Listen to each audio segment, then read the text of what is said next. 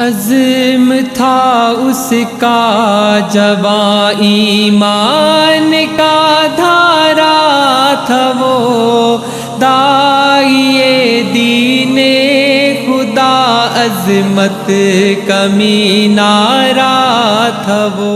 اب میں دعوت خطاب دوں گا اس ملک کے نامور عالم دین جناب حضرت مولانا محمد حنیف جلندری صاحب کو کہ وہ تشریف لائیں اور آپ سے مخاطب ہوں۔ حضرت مولانا محمد حنیف جلندری صاحب۔ الحمدللہ وکفا والصلاة والسلام علی عباده الذین اصطفى، اما بعد فاعوذ باللہ من الشیطان الرجیم، بسم اللہ الرحمن الرحیم، وما محمد الا رسول قد خلت من قبله الرسل افإن مات او قتل انقلبتم على اعقابكم ومن ينقلب على عقبيه فلن يضر الله شيئا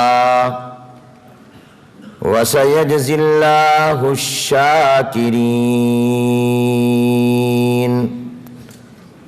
وقال الله تبارك وتعالى من المؤمنين رجال صدقوا ما عاهدوا الله عليه فمنهم من قضى نحبه ومنهم من ينتظر وما بدلوا تبديلا، صدق اللہ العظیم۔ کچھ ایسے بھی اٹھ جائیں گے اس بزم سے جن کو، کچھ ایسے بھی اٹھ جائیں گے اس بزم سے جن کو تم ڈھونڈنے نکلو گے مگر پا نہ سکو گے۔ قابل صد احترام حضرات علماء کرام، معزز مہمانان گرامی، برادران اسلام، خواتین اسلام، سب سے پہلے جماعت اسلامی پاکستان کے قائدین، ذمہ داران اور کارکنان کا دل کی گہرائیوں سے شکر گزار ہوں کہ آج کی اس قومی کانفرنس میں جو عالم اسلام کی دو عظیم شخصیتوں کی یاد میں منعقد ہو رہی ہے، مجھے بھی اظہار خیال کی دعوت دی گئی تاکہ میں ان دونوں عظیم شخصیات کے ساتھ اپنی عقیدت کا اظہار آپ کے ساتھ مل کر کر سکوں۔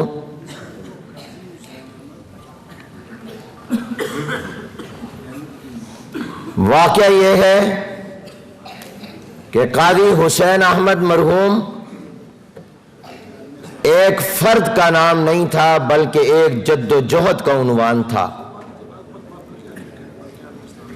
قاضی صاحب کسی ایک شخص کا نام نہیں بلکہ ایک تحریک کا نام ہے۔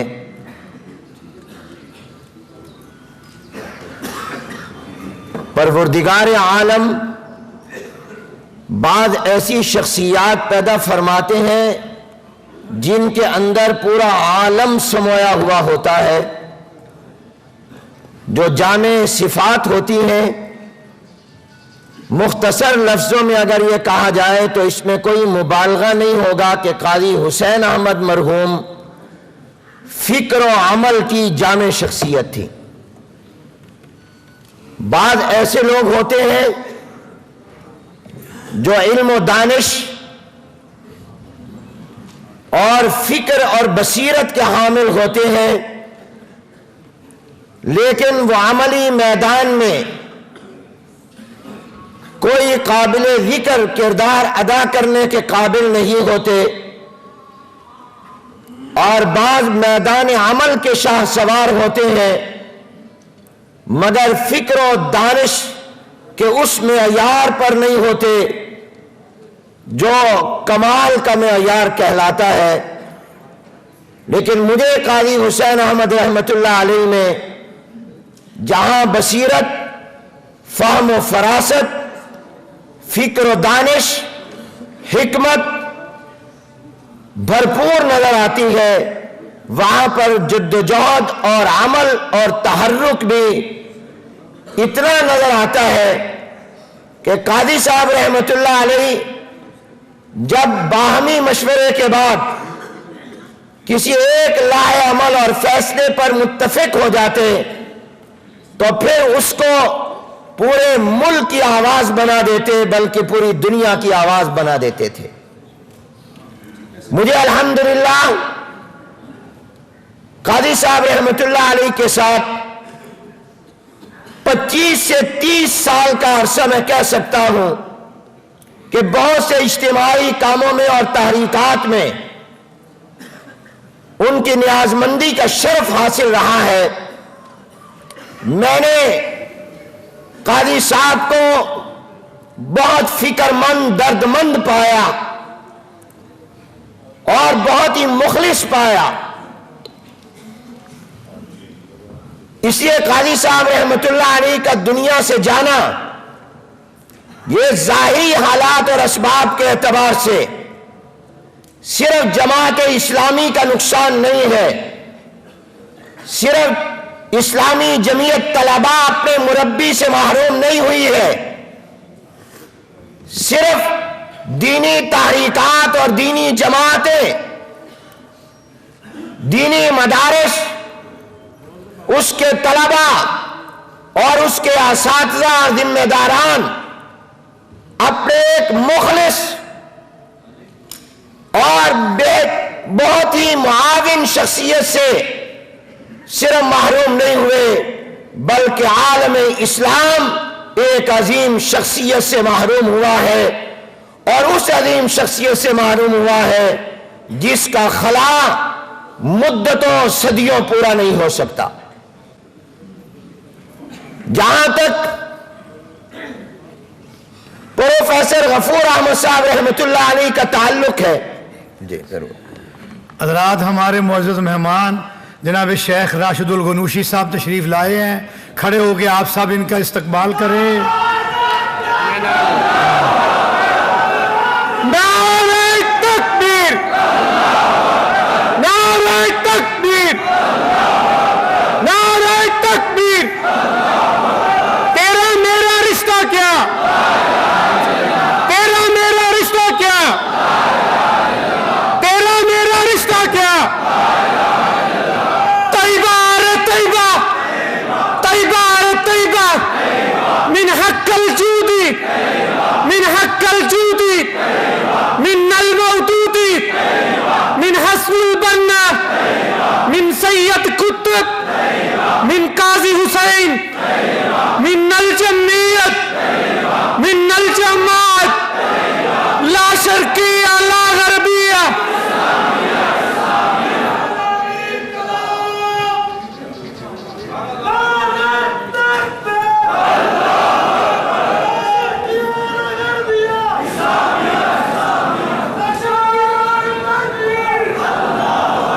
حضرات، آپ اپنی نشستوں پہ تشریف رکھیں۔ ہم اپنے معزز مہمانوں کو خوش آمدید بھی کہتے ہیں اور ان سے درخواست کرتے ہیں کہ وہ اپنی نشستوں کے اوپر تشریف فرما ہو۔ حضرت مولانا محمد حنیف جلندری صاحب سے درخواست ہے کہ وہ اپنا خطاب جاری رکھیں۔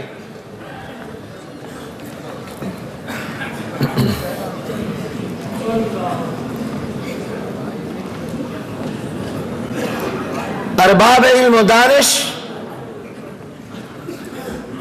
جہاں تک پروفیسر غفور احمد صاحب رحمۃ اللہ علیہ کا تعلق ہے، میں نے پروفیسر صاحب نور اللہ مرقدہ کا سب سے پہلے نام جو سنا اور جس تعارف سے میں آشنا ہوا وہ اس زمانے میں تھا جب وہ پاکستان قومی اتحاد کی مذاکراتی ٹیم کا حصہ بنے، اور جب ملک میں نظام مصطفیٰ کے نفاذ کے لیے تحریک چل رہی تھی تو پاکستان قومی اتحاد میں حضرت مولانا مفتی محمود رحمت اللہ علیہ کی سربراہی میں حکومت وقت سے مذاکرات کے لیے جو کمیٹی تجویز کی تھی، اس سے پروفیسر صاحب مرحوم کی وہ بہت ساری صلاحیتیں اور ان کی زندگی کے بہت سارے شعبے جو اس وقت تک شاید پردہ خفا میں تھے تو وہ آشکار اس سے دنیا ہوئی اور لوگوں کے سامنے آئے، اور پھر پتہ چلا کہ یہ بھی کتنی صلاحیتوں کی اور کتنے کمالات کی جامع شخصیت ہے۔ اور میں نے جب بھی پروفیسر صاحب کو دیکھا تو مٹا ہوا دیکھا، متواضع اور منکسر المزاج دیکھا۔ آج کا یہ دور جب ہر ایک اپنے آپ کو نمایاں کرنا چاہتا ہے، اور یہاں تک صورتحال پہنچ گئی کہ ہم نماز جنازہ میں بھی بہت سے حضرات کی توجہ جنازے کی طرف کم ہوتی ہے، نمایاں ہونے کی طرف زیادہ ہوتی ہے۔ ایسے حالات میں اور ایسے وقت میں بھی پروفیسر صاحب مرحوم وہ تواضع کا اور انکساری کا بہترین نمونہ اور قابل تقلید نمونہ تھے۔ اللہ تبارک و تعالی ان دونوں شخصیات کی خدمات کو قبول فرمائے۔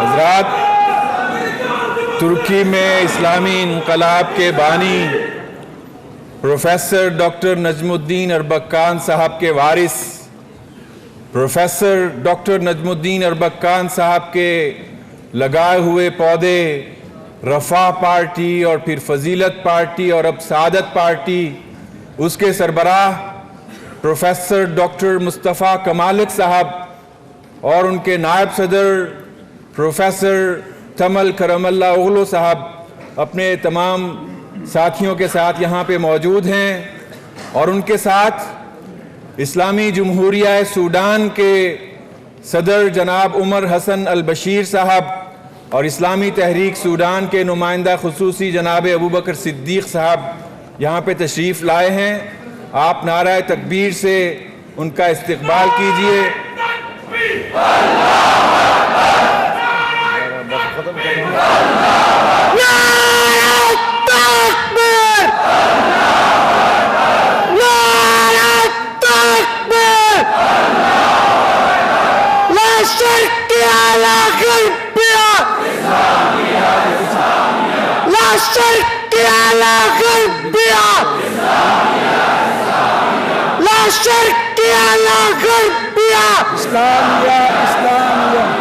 پاکستان کا مطلب کیا؟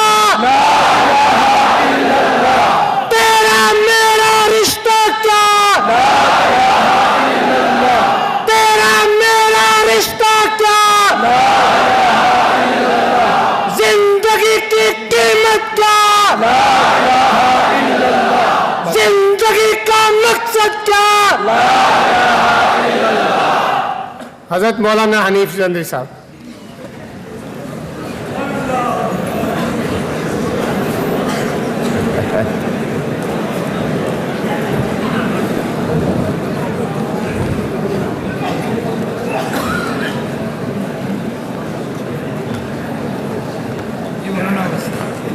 آپ کو نعروں سے فرصت ہوگی تو میں کچھ عرض کر سکوں گا، مجھے یہ اندازہ نہیں تھا۔ حضرات محترم، یہاں دنیا کے مختلف اسلامی ممالک کی شخصیات کی موجودگی اس بات کا ثبوت اور علامت ہے کہ قاضی حسین احمد رحمۃ اللہ علیہ ایک عالمی شخصیت تھے اور ان کی خدمات بھی عالمی تھیں۔ چونکہ وقت مختصر ہے، بہت سی نامور شخصیات یہاں عالمی اور بین الاقوامی موجود ہیں، میں ان دونوں شخصیات کی خدمت میں خراج عقیدت پیش کرتے ہوئے دونوں کے خاندان اور جماعت اسلامی کے ساتھ تعزیت کرتے ہوئے اپنے آپ کو بھی مستحق کے تعزیت سمجھتا ہوں اور آپ سب کو بھی مستحق کے تعزیت سمجھتا ہوں، کیونکہ یہ ملک و قوم کا اثاثہ تھے۔ اور ایک بات عرض کر کے آپ سے اجازت چاہتا ہوں کہ میں نے قرآن کریم کے 4 پارے کی جن آیات مبارکہ کی تلاوت کی، ان میں پروردگار عالم نے یہ ارشاد فرمایا وما محمد الا رسول قد خلت من قبلہ الرسل۔ ان آیات کے ترجمے کی ضرورت نہیں، اہل علم کا مجمع ہے۔ پروردگار عالم نے یہی پیغام دیا کہ شخصیات تو آتی ہیں اور اپنے وقت پر دنیا سے چلی جاتی ہیں۔ کائنات کی سب سے بڑی ہستی حضور اکرم صلی اللہ علیہ وسلم تشریف لائے اور اپنے وقت پر دنیا سے تشریف لے گئے، لیکن ان کا مشن باقی ہے اور قیامت تک باقی رہے گا۔ تو اصل چیز مشن ہوا کرتی ہے، مجھے اور آپ کو اس مشن کو اپنانا چاہیے جس کے لیے انہوں نے زندگیاں گزاری ہیں، اور وہ مشن جو ہے وہ اسلام کی بالادستی کا ہے، وہ امت مسلمہ کی عظمت رفتہ کی بحالی اور قائم کرنے کا ہے، وہ وطن عزیز پاکستان کی آزادی اور خود مختاری کا ہے۔ وما علینا الا البلاغ۔ عزم تھا اس کا جواں ایمان کا دھارا تھا وہ، داعیے دین خدا عظمت کا مینارہ تھا وہ۔